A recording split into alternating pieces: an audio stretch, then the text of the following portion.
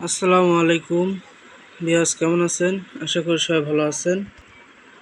আজকে আমি আপনাদের মাঝে একটি মোহিনী বিদ্যা, দূর থেকে লোকানা এবং জায়গা জমি ফিরিয়ে পাওয়া লজ্জাতুন্নেসা থেকে একটি তদবির নিয়ে আসলাম।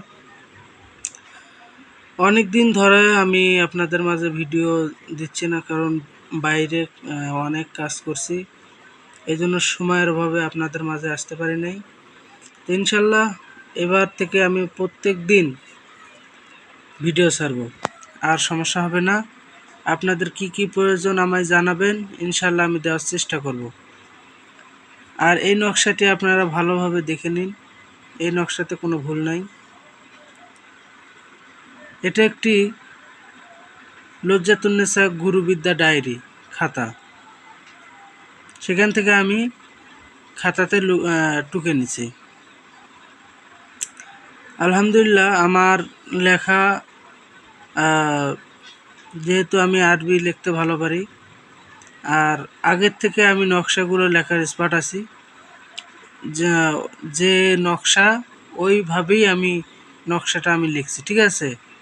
হালকা একটু নড়িনামা হলেও মানে বোঝা যাবে না, ওগুলো কোনো কিছু বোঝা যাবে না। একবারে ওখানেও যেভাবে নকশা আমি দিছি, এখানে যেভাবে দিছি ওইখানেও সেভাবেই আসছিল।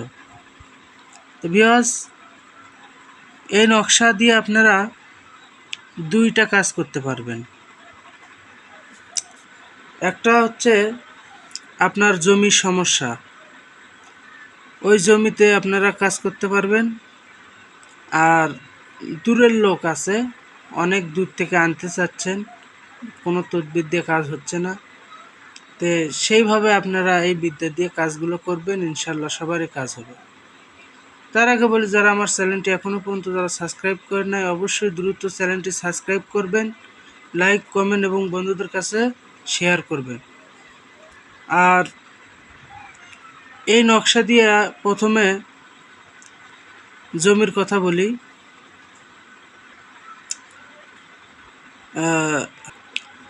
এই নকশাটি শনি এবং মঙ্গলবারে, অমাবস্যা, পূর্ণিমাতে লিখবেন নতুন চাঁদে।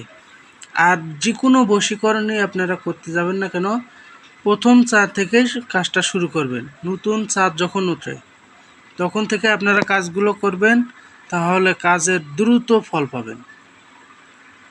আর দেখবেন যে চাঁদ ডুবে গেছে, ওই সময় কোনো কাজ করবেন না, নইলে কোনো কাজের গ্যারান্টি ফলাফল পাবেন না। অবশ্যই আপনাদের শনি মঙ্গলবারে কাজ করতে হবে, নিরামিষ খাবেন, খায়া কাজ করবেন। কাঁচা পেঁয়াজ, কাঁচা রসুন, এই দুটো জিনিস কখনোই খাবেন না, তামাক সেবন করবেন না। এইভাবে মেনে চললে ইনশাল্লাহ আপনারা কাজে দ্রুত ফলাফল পাবেন। আর আমি এইগুলো কাজ হওয়ার জন্য আমি একটা বিশেষ একটি বিদ্যা দিছি। তো ভিউয়ার্স, জমিতে যখন লিখতে যাবেন, লাল কালি দিয়ে সাদা কাগজে অথবা ভোজপাতায় এই নকশাটি লিখবেন। লিখে দুইটা পুতুল, মাটির পুতুল বা কেনা পুতুল, আপনারা অবশ্যই একটা দুটা নেবেন পুতুল। ওই পুতুলটা আমি প্রাণ প্রতিষ্ঠা করার মন্ত্র দিছি, সেই প্রাণ প্রতিষ্ঠা করে নেবেন। এটা কাজটা কিন্তু রাত্রিবেলা করবেন।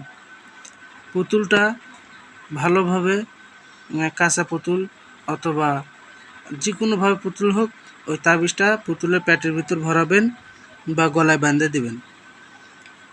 তারপর ওই দুটোর মধ্যে একটা, তারপর কি করবেন, ওই তাবিজটা হচ্ছে আপনারা জাগ্রত করবেন।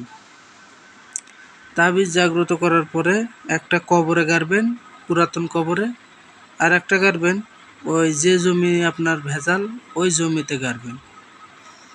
আর নারীর ক্ষেত্রে নারীর পায়ের ধুলা অথবা জামা কাপড় অথবা মাথার চুল, এগুলো আপনারা সংগ্রহ করে ওই দুই তাবিজের দিয়ে পুতুলের গলায় বা পেটের ভিতর রাখবেন, রাখে ওই একটা কবরে গাড়বেন, আর ওই মেয়ের চলাচলের পথে গাড়বেন, অথবা ওই দরজায় গাড়বেন, নাহলে রাস্তায় গাড়বেন। ঠিক আছে, যে জায়গা বেশিরভাগ চলাচল করে। আল্লাহর রহমতে 1 মাসের মধ্যে দ্রুত আসবে এবং দ্রুত কাজ হবে।